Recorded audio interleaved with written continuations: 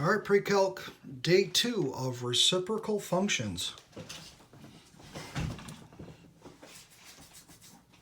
So today what we're looking at is finding these exact values, only knowing a very little bit of information, and we can find all of our 6 trig functions, as you can see. Now, what exactly are we looking at here? Well, to begin with, I do not need a calculator for any of this. Okay, to find my answers, to find the values of the sine, the cosine, the tangent, so on and so forth. All I have to remember is my SOHCAHTOA.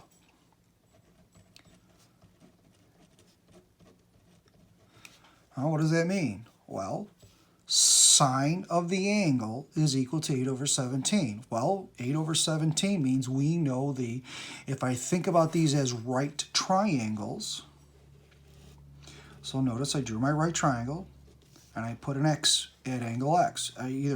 This is your right angle, so you're either going to put x here or x here. I like putting my x's down at the bottom. And then according to sine, this is opposite, and this is the hypotenuse. So 8 and 17. Then with a little bit of Pythagorean theorem, we can find the missing side. So 8 squared plus b squared equals 17 squared. 64 plus b squared equals 289. Subtract, I get 225, so b equals 15. So my missing side is 15. All right, now we have another piece of information that says the cosine of x is less than 0. Well, what quadrant is that in now? We know sine is positive. Remember, sines are the y values. Y's are positive when we are above the x-axis, so here and here.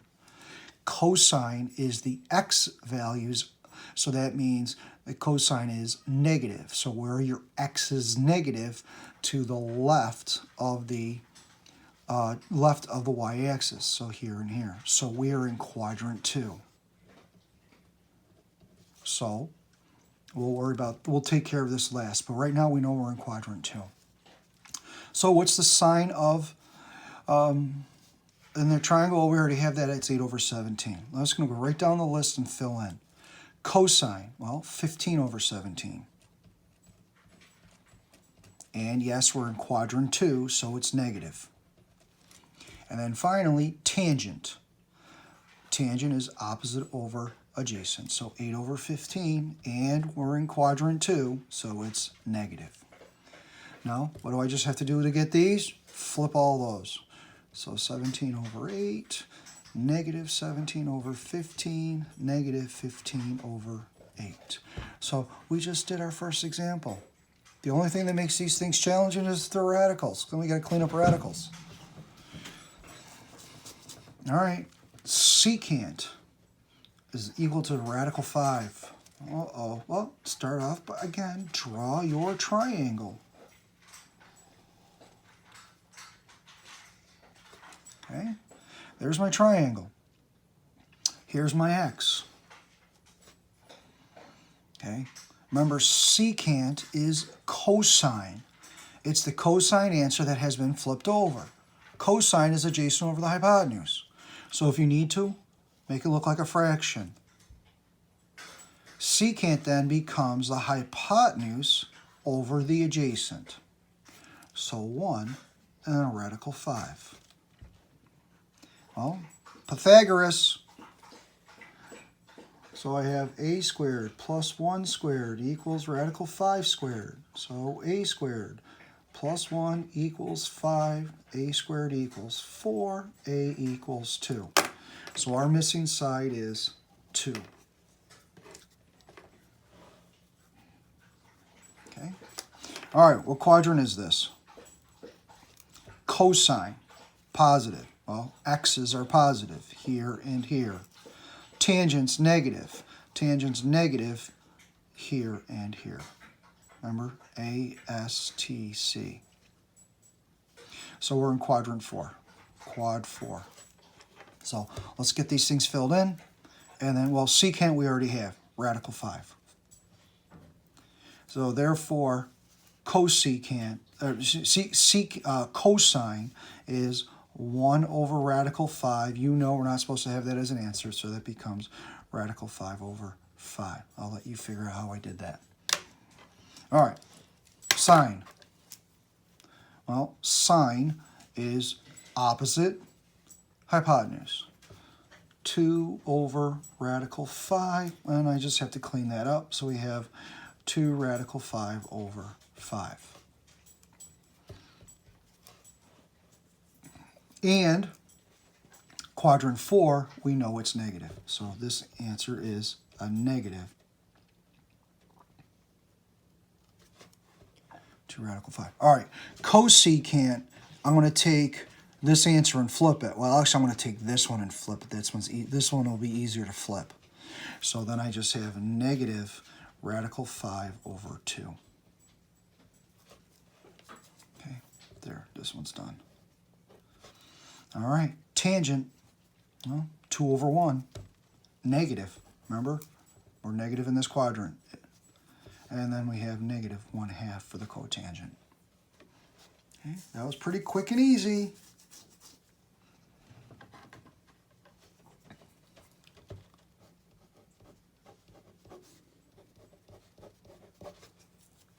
Last one. Cosecant. What is that? As I'm drawing my right triangle, putting my X down here, cosecant, that's right, that is your sine. Sine is opposite over hypotenuse, so therefore, this is the hypotenuse at the top, this is the opposite at the bottom. Let me do that in purple. All right, so where do I go? So opposite is negative 3, the hypotenuse is 5. If you've been in this course long enough, you already know what this side is. That's a 3, 4, 5 right triangle.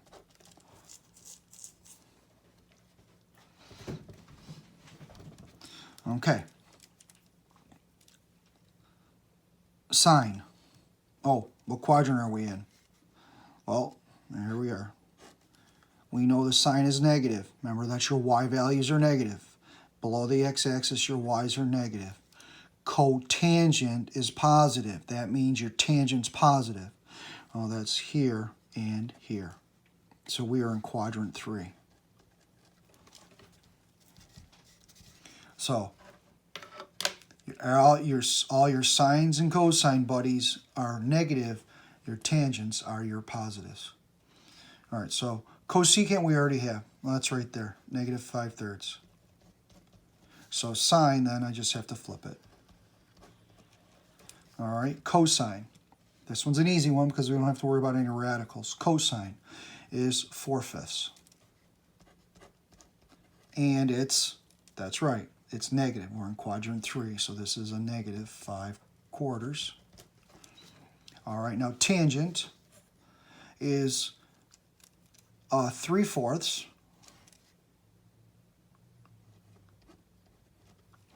And then the cotangent is 5/3.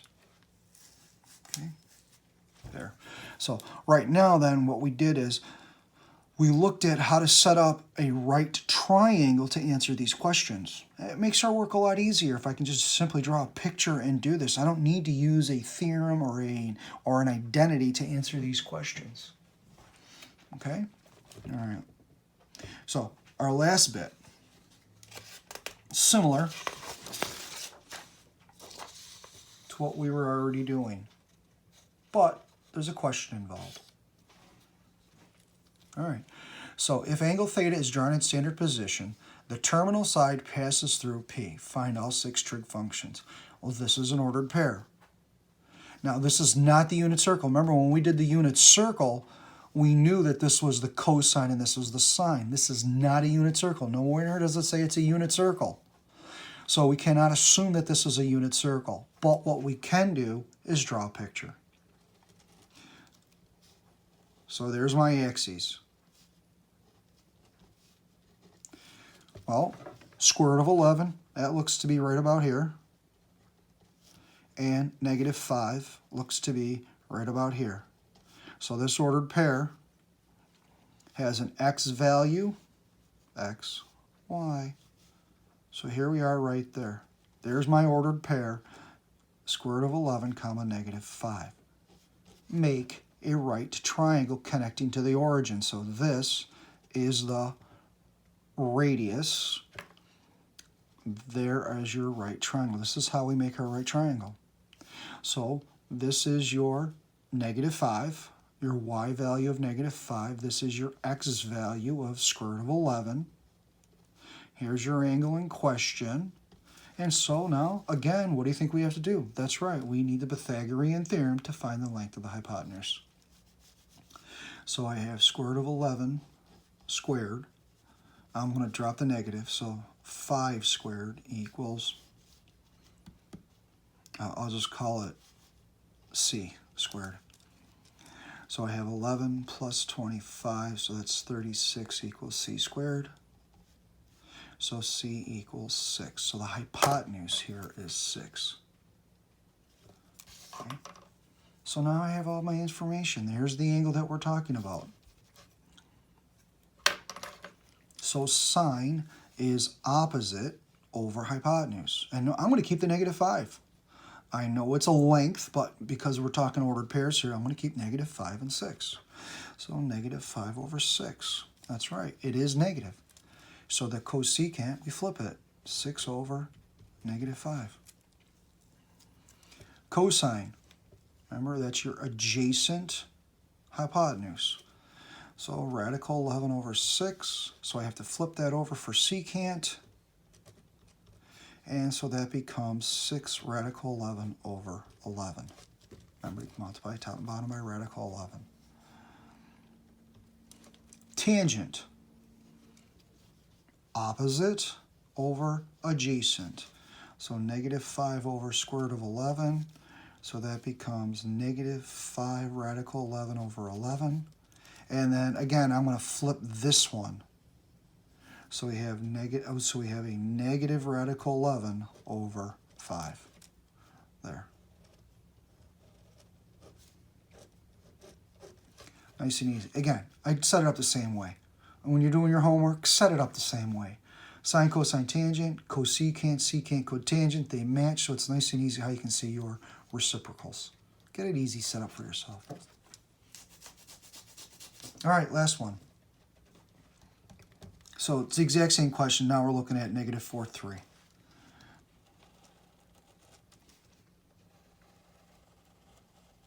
So left negative 4, 1, 2, 3, 4. Up 3, 1, 2, 3 is right here. So here's our right triangle. So you have 3 up, negative 4 across. We're finding the hypotenuse. And I'm sure you already know 3, 4, 5 right triangle. If you didn't, that's your Pythagorean theorem. 3, 4, 5 right triangle. There we go. Sine, cosine, tangent. Remember, sine is 3 over 5. So now I should go right lickety-split fast. There's no radicals to worry about. Cosine. Look at that, negative 4. It even gives us a nice ordered pair, negative 4 over 5. There we go, negative 5 quarters. Tangent, 3 over negative 4. And then negative 4 thirds. Okay? Drawn in standard position. This is how we reference angled it. Okay? There's your right angle. Here's your angle. Okay, always make your right triangle attached to the x-axis. Always make your right triangle attached to the x-axis, never the y-axis. There we go. We answered this day 2 of our reciprocal functions. Your homework is just like it. Good luck.